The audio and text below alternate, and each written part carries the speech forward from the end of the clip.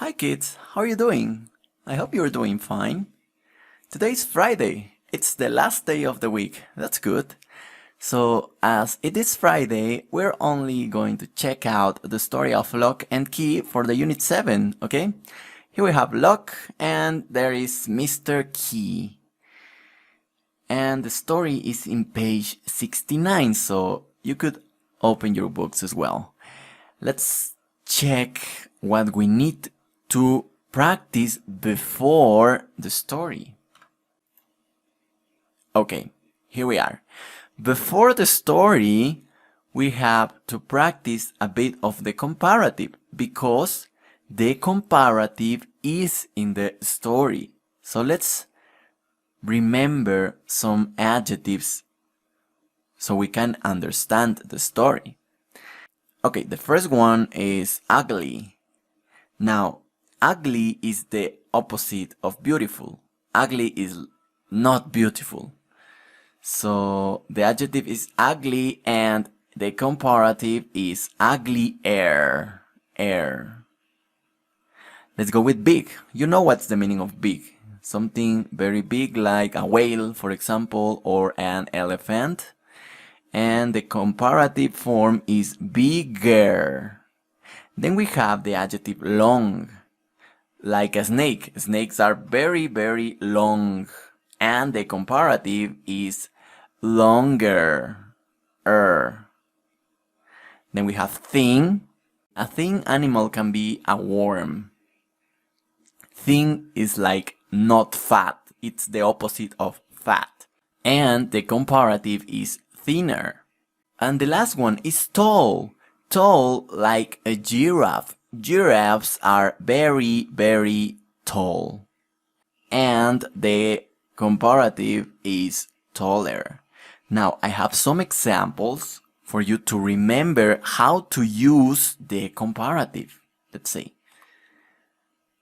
Okay, in the first picture we have a frog and a butterfly. Now, the sentence says, the frog is uglier than the butterfly. Don't forget, when we use the comparative, we need the comparative form, look, not the normal adjective, the comparative.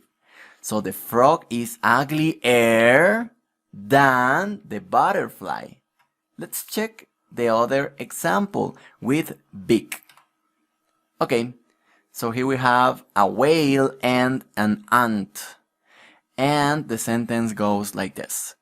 The whale is bigger, don't forget the bigger than the ant. Let's go with the sentence using long. Okay, here we have another pair of animals. This is a giant squid and this is a pufferfish. So let's see how the sentence goes. The giant squid is longer than the pufferfish. Okay, don't forget and than. Okay, for the sentence with thing, we have two animals. One of them is the chimpanzee and the other is a gorilla. Now the sentence goes like this. The chimpanzee is thinner, the comparative form, thinner than the gorilla. The chimpanzee is thinner than the gorilla.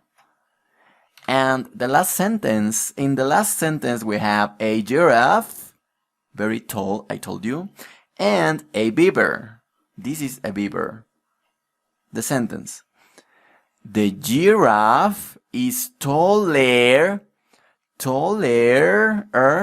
than the beaver. The giraffe is taller than the beaver. That's true. Okay, so this is the comparative.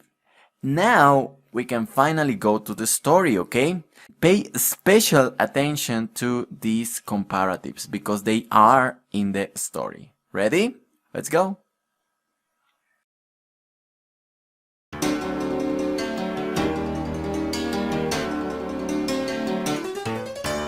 Lock and key, lock and key, from the detective agency.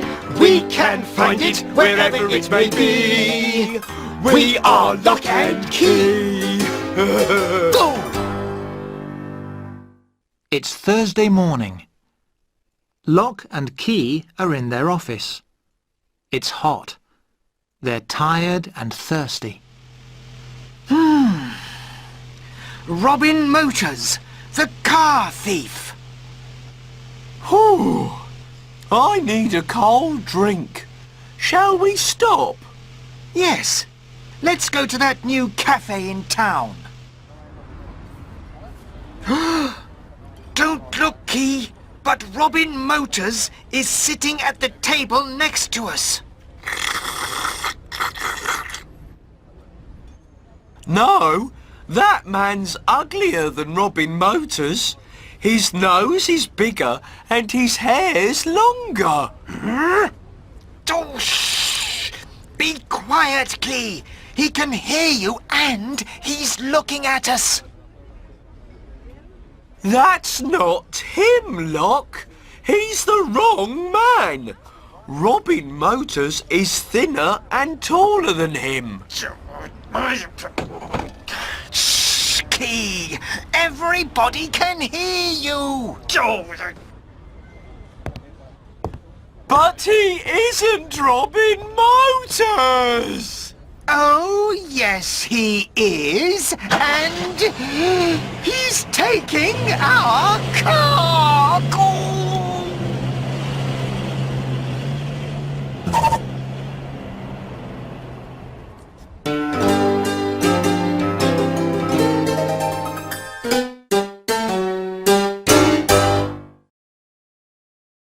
Okay, now you watch the story and I have some questions for you.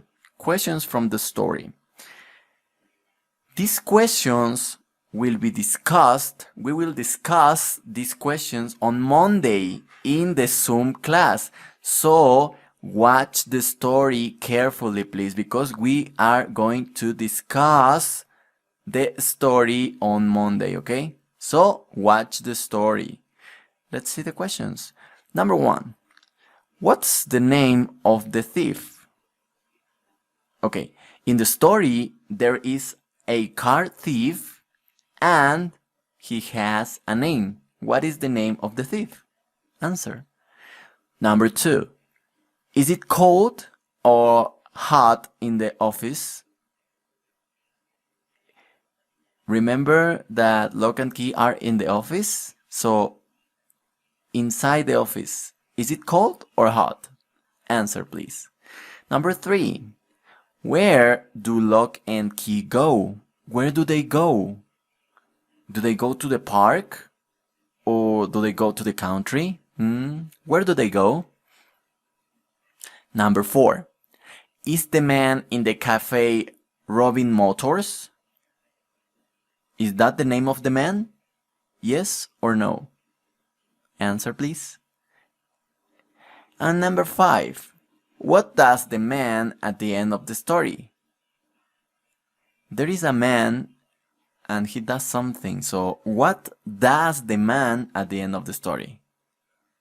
Does he go in the bus? Or does he eat an ice cream? What does the man do? Answer, please. Okay, and you will have to discuss these questions with your parents, okay? You don't have to write anything and there is no homework. That's very good. So only discuss this and have a nice weekend, guys. This is everything for today. Goodbye. We don't need television. Not as long as we have our imagination.